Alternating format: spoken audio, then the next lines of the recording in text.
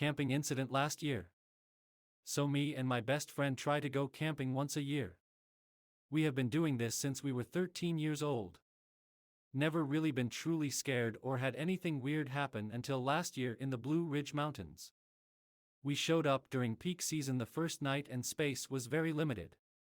We were losing light, so we set up camp on a spot on the side of the mountain that was an absolute wind tunnel.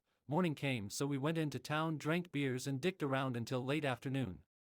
By the time we got back up to the mountains to switch our camping spot, we were losing light again, but managed to find a more remote spot. We get set up with our tents, get the fire going and start drinking again. Time goes by, it's probably 1 a.m. when we see a flashlight aimed at us. And then it starts walking our way. We don't really think much of it and assume it's likely a park ranger coming to fuss at us about something, because who else walks up on you in a remote part of the mountains at 1 a.m.? I don't know about you, but ever since I started camping I learned it's kind of an unspoken rule that you don't walk up on someone camping that late at night unless it's an emergency. Anyways, the person gets close enough and we realize it's just some guy, probably early 50s, in a shirt and basketball shorts, and his girl 40s, who is avoiding eye contact with us. The man immediately forces a conversation about nothing, doesn't acknowledge the time or his girl. His eyes were darting all over the place while we're talking to him about dumb shit like what model or style of lantern we had and how cool it was.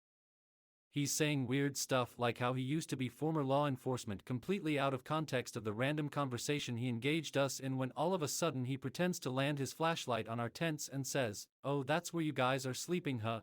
Cool setup."